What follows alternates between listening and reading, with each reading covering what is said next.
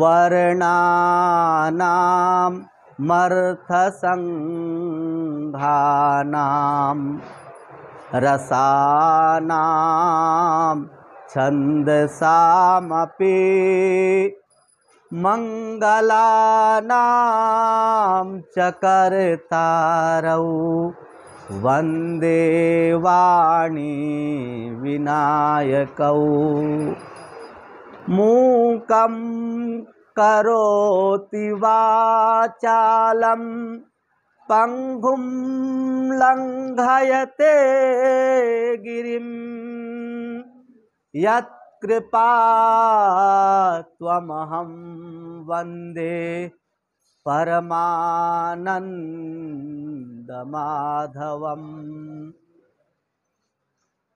विश्व के समग्र साहित्य प्रेमियों और मेरे सामने, कैमरा दिखा दो, मेरे सामने बैठे हुए समग्र शिष्यगण, विद्यार्थियों, आज आपके सामने एक ऐसे महान साहित्यकार जो आलोचना और समालोचना के प्रेत कहे जाते हैं। क्या कहे जाते हैं? प्रेत कहे जाते हैं। ऐसे व्यक्तित्व की मैं चर्चा करने जा रहा हूं, जिसका नाम सुनते ही जो है समग्र हिंदी साहित्य के इतिहास का कालखंड मानस पटल पर आ जाता है। विद्यार्थियों, ऐसे व्यक्तित्व साहित्य के मूर्धन्य और वे भी आधुनिक हिंदी साहित्य के आलोचक, समालोचक और उच्च कोटि के आलोचक। उनकी विशेषता क्या है? उच्च कोटि के आलोचक हैं। ऐसे व्यक्तित्व की मैं चर्चा कर रहा हूं। ऐसे व्यक्तित्व को मैं कोटिशः प्रणाम करता हूं और ऐसे साहित्यकार से हम सब प्रेरित हों, उनकी साहित्यिक उपलब्धियों से प्रेरित हों, यही आशा करता हूं आप लोगों से। और हिंदी साहित्य से आप लोग रुचि रखें, हिंदी साहित्य से लगाव रखें, ताकि जब तक आप किसी विषय से, किसी वस्तु से लगाव नहीं रखेंगे, तब तक आपकी रुचि नहीं निखरेगी, रुचि का निखार नहीं होगा, रुझान प्रकट नहीं होगा। इसीलिए ऐसे व्यक्तित्व के साहित्य से आप प्रेरित हों। उन ऐसे व्यक्तित्व का नाम क्या है? क्या नाम है बच्चों? आचार्य रामचंद्र शुक्ल जी। हाँ, आचार्य रामचंद्र शुक्ल। बच्चों, आचार्य रामचंद्र शुक्ल जो है उत्तर प्रदेश के रहने वाले थे। उत्तर प्रदेश में एक जनपद है बस्ती, पूर्वी उत्तर प्रदेश का जनपद है बस्ती। तो उस बस्ती जनपद में एक गांव है, पीछे एक गांव है, उसका नाम है अगोना। तो अगोना गांव में 1884 में इनका जन्म हुआ है। कब जन्म हुआ इनका? 1884 में। और प्रारंभिक जो शिक्षा उन्होंने ली, वो घर से ही ली। प्राथमिक विद्यालय बस्ती से, और उसमें उन्होंने भाषा का ही अध्ययन किया। किसका अध्ययन किया?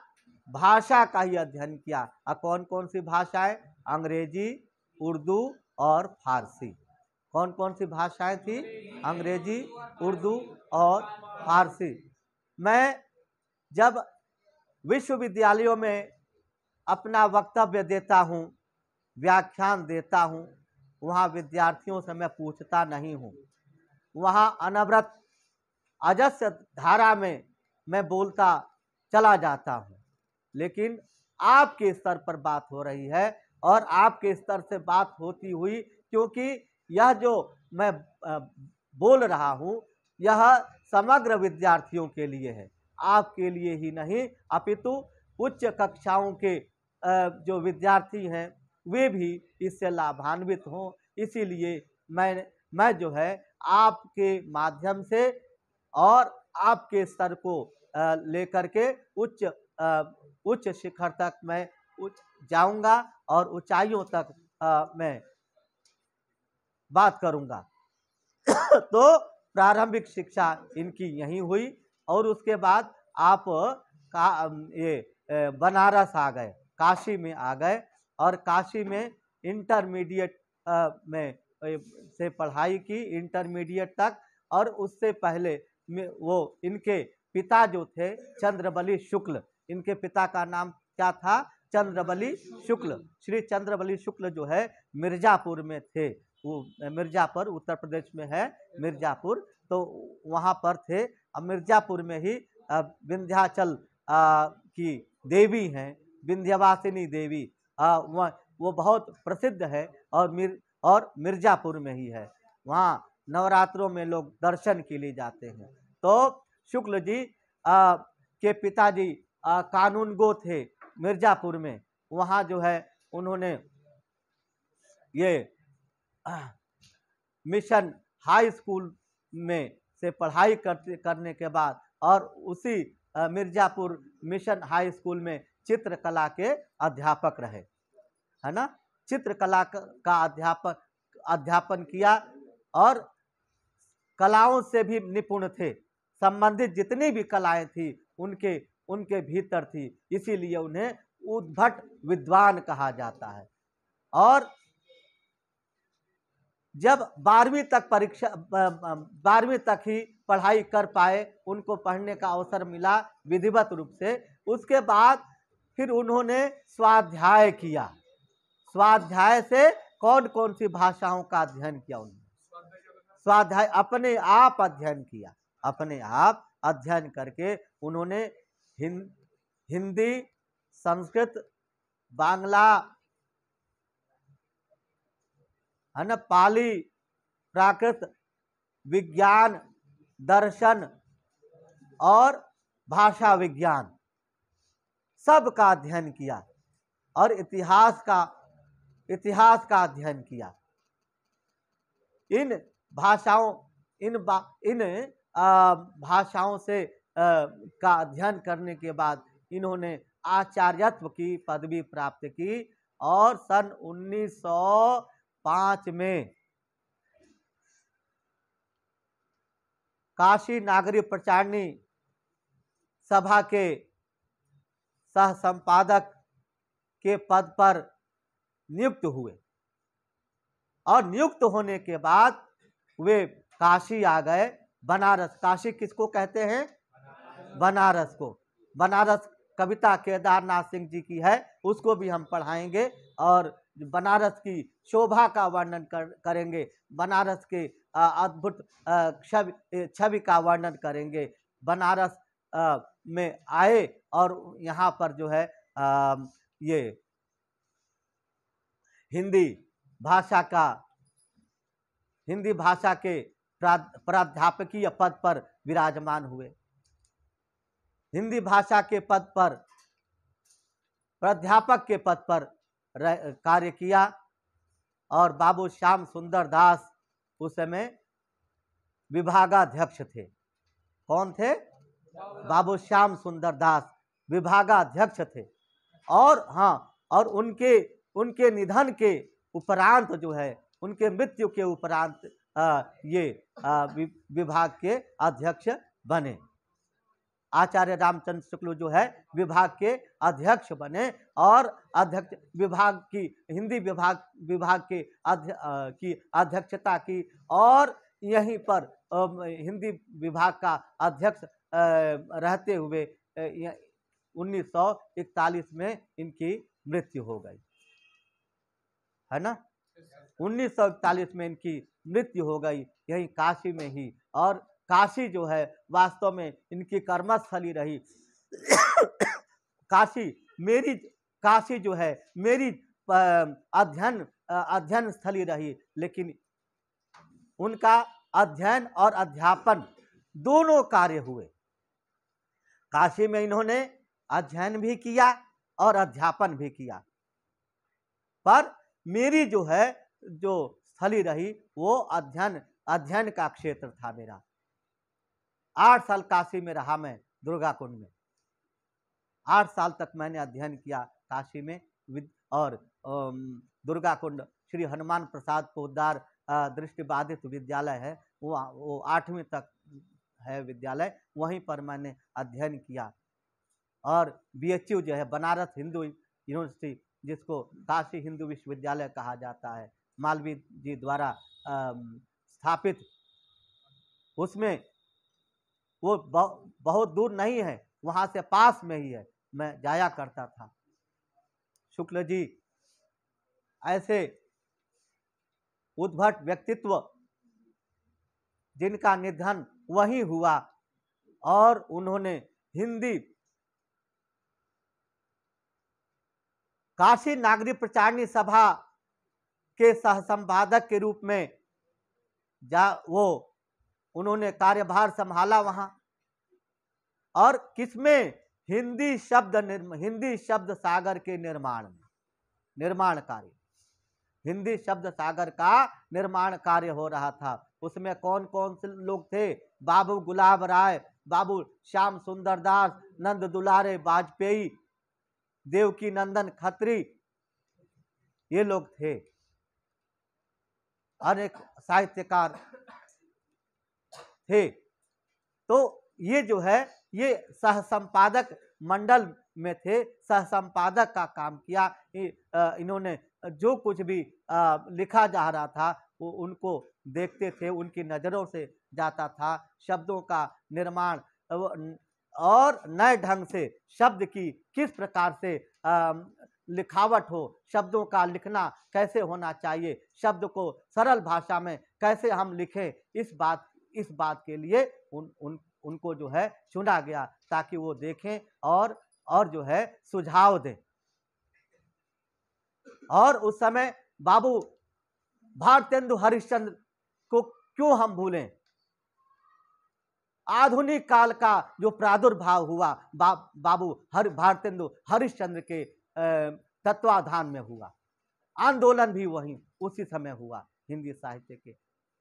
और आचार्य रामचंद्र शुक्ल जो है उन्होंने हिंदी साहित्य के इतिहास पर बहुत बड़ा कार्य किया, आलोचना की, आलोचनात्मक। और इनके कवियों को आदिकाल से लेकर के और आधुनिक काल तक के जो कवि हैं उनको उनके अपने अपने कालखंड में बांटा, अपने अपने कालक्रम में बांटा। और कालक्रम में बांटते हुए उन्होंने हिंदी साहित्य को एक ऐसी श्रृंखला दी, एक उच्च शिखर तक पहुंचाया। और उन्होंने हिंदी साहित्य का इतिहास और हिंदी मीमांसा और साहित्य मीमांसा और रस सिद्धांत में रस का साधारणीकरण का एक निरूपण आचार्य रामचंद्र शुक्ल ने किया। हिंदी रस सिद्धांत में उनका जो साधारणीकरण है उसको जो है उन्होंने किया और बताया। और विद्यार्थियों, रामचंद्र शुक्ल जी ने 8 भागों में निबंध लिखा और उसका नाम है चिंतामणि। चिंतामणि 8 भागों में साहित्य मीमांसा, हिंदी साहित्य का इतिहास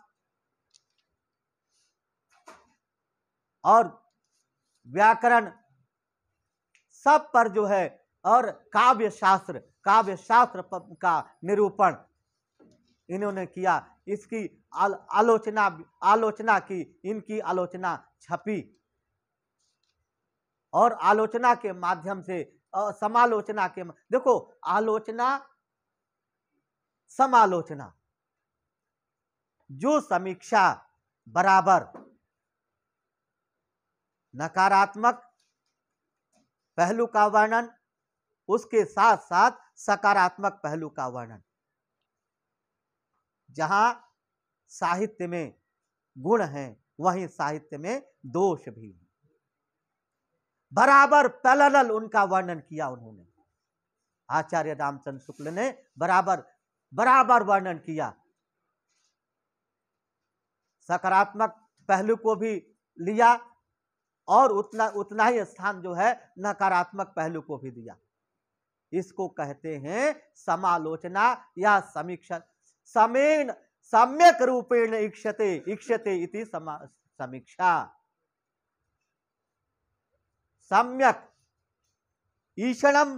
ईषणम भूयते, सम्यक ईषणम भूयते इति समीक्षा। समान रूप से ईक्षण किया जाए और ईक्षण किया जाए, अर्थात जो है देखा जाए, बराबर रूप से देखा जाए। है माता भरत को राम कह देती थी, राम को भरत कह देती थी। ये सम दृष्टिकोण है, समान दृष्टिकोण है, बराबर का दृष्टिकोण, बराबर का भाव चलता है। और यही बात समालोचना में, आलोचना में बाल का खाल उधेड़ दिया जाता है।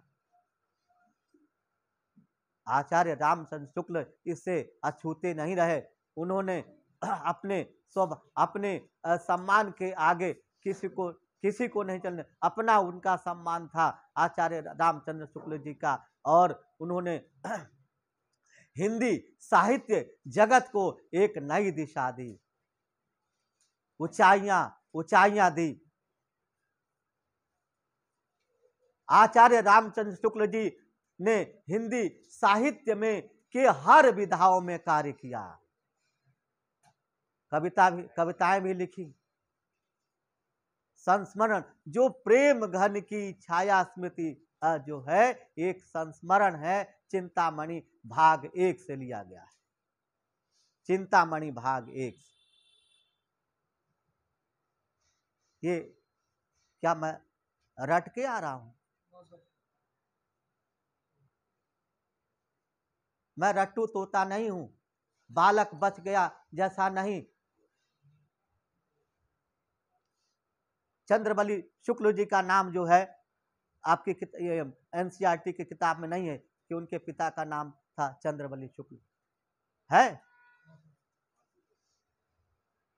तो पढ़िए, कुछ करिए, सुनिए फिर गुनिए। मैं भी पढ़ता हूं, मैं भी सुनता हूं, गुनता हूं, तभी जो है ये आपके सामने मैं व्याख्यान दे रहा हूं। नहीं तो मेरे अंदर क्या है? कुछ भी नहीं। Nothing is within me. I am only physical sheath, no doubt. Acharya Ramchandra Shukla ji के बारे में मैं जितना भी कहूं उतना ही कम है।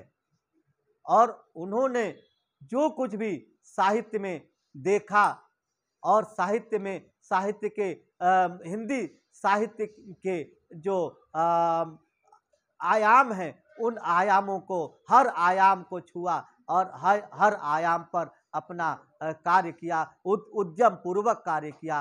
और उस कार्य को वो जितने भी कार्य हैं वो सराहनीय हैं। उनके कार्यों पर हम कभी प्रश्न चिन्ह नहीं लगा सकते। और एक व्यक्ति जो इंटरमीडिएट है, जो 12वीं पास है, तुम 12वीं में पढ़ रहे हो, उन्होंने 12वीं पास किया और 12वीं पास करने के बाद जो है वो कोई परिस्थिति रही होगी और उन्होंने ये अपने अध्ययन के माध्यम से इतना गहरा क्षेत्र बना लिया, साहित्य के क्षेत्र में इतनी गहरी पैठ बना ली, ताकि जो है उन्होंने हिंदी साहित्य पर इतना कार्य किया, दर्शन शास्त्र पर कार्य किया, दर्शन शास्त्र पर आलोचना की, भाषा विज्ञान पर कार्य किया, विज्ञान पर कार्य किया और हिंदी साहित्य के इतिहास को लिखा। हिंदी साहित्य का इतिहास लिखा। देखो, जब हिंदी साहित्य का इतिहास लिखा जा रहा था तो आचार्य रामचंद्र शुक्ल जो है ये दूसरे नंबर पर आते हैं हिंदी साहित्य का इतिहास लिखने वाले। एक हिंदी साहित्य का इतिहास लिखने वाला व्यक्ति तो था, यूनान का था, उसका नाम था गार्ता दतासी। क्या नाम था? गार्ता दतासी। उसके बाद आचार्य रामचंद्र शुक्ल ने लिखा। उसके बाद जो दो मिश्र बंधु थे, मिश्र बंधुओं ने आचार्य रामचंद्र शुक्ल के बाद मिश्र बंधुओं ने लिखा। फिर गणपति चंद्रगुप्त और जो है बाबू गुलाब राय, इन सब लोगों ने लिखा।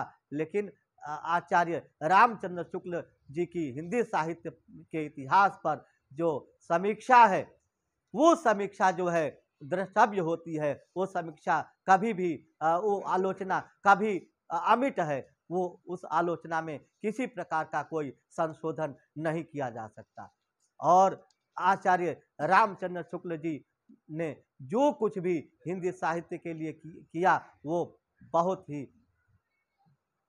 जितना कहा जाए उतना ही कम है। उनके साहित्यिक कृतियों को लेकर के, उनके व्यक्तित्व को लेकर के जो कुछ भी हम कहते हैं, सुनते हैं, वो सब जो है बहुत कम है, बहुत थोड़ा है। तो विद्यार्थियों, इन्हीं पंक्तियों के साथ मैं अपनी वाणी को विराम देना चाहूँगा कि हिंदी साहित्य के जो अद्भुत विद्वान, विराट सम्राट, जो आदरणीय रामचंद्र शुक्ल जी के हम कृतियों को याद करेंगे, उनकी कृतियों को हम अपनाएंगे और उनको हम कोटि श्रद्धांजलि और प्रणाम करते हैं, याद करते हैं। बहुत बहुत धन्यवाद। साधुवाद। बंद कर।